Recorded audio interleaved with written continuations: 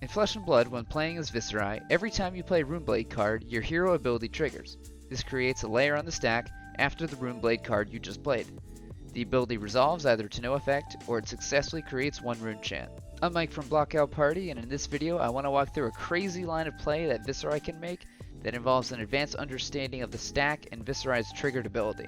So let's take a look at this hand. We have a red Belittle, 2 Revel and Runebloods, and blue Modern Skies. Spellbound Creepers is also at our disposal. This certainly looks like an awkward hand. There's no attack to reveal for the additional cost of the Belittle ability, and it looks like one of these Revels won't be creating 4 rune chants. Feel free to pause the video to see how much damage you can produce using every card here. So, at first glance, the sequence that produces the most damage looks like this. Play Belittle, declining to reveal to pay for the additional cost, and pitching your blue card to pay the resource cost. Next, close the combat chain, play your first Revel, triggering Viserai's ability, which resolves for no effect, and resolve Revel for no effect, since it's your first non-attack action played this turn. Then, play your second Revel, successfully creating a rune chant from Viserai's ability, and creating 4 rune chants when Revel resolves.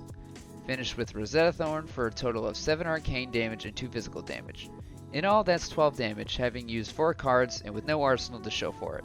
It's a pretty lackluster turn, but I'm here to show you a far better line of play, so let's back it up. The turn starts the same way. Play Belittle, pitching the blue, and then close the combat chain before playing your first Revel. In the previous sequence, the Viserai ability and Revel resolved with no effect. This time, after the Viserai ability is put on the stack, you can respond to it by activating Spellbound Creepers. This requires that you have attacked or defended with an attack action card this turn, so we're good there.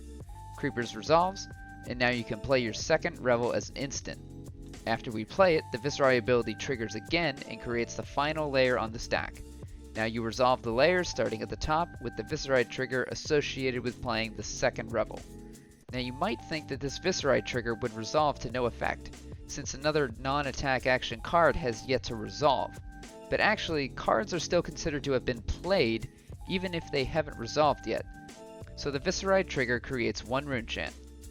The second Revel resolves, creating 4 rune chants, since you have played another non-attack action, the first Revel, and an attack action, Belittle.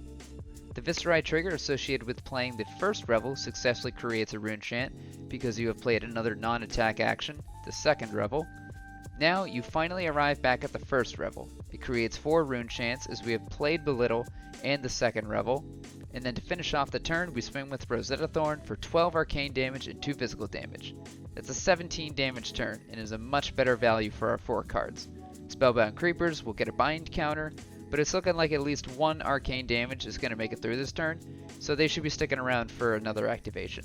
This general line of play is still possible by responding to the first Revel before it resolves, but you'll miss out on that 1 extra rune chant if you allow the Viserai trigger to resolve first. That's all for this one. I hope you learned something new in this video and it helps you find more value in your Flesh and Blood play. As always, please be sure to subscribe, drop a like, and let me know in the comments if you have an interesting line of play you'd like to see broken down on the channel. Thanks for watching, and I will see you all in the next one.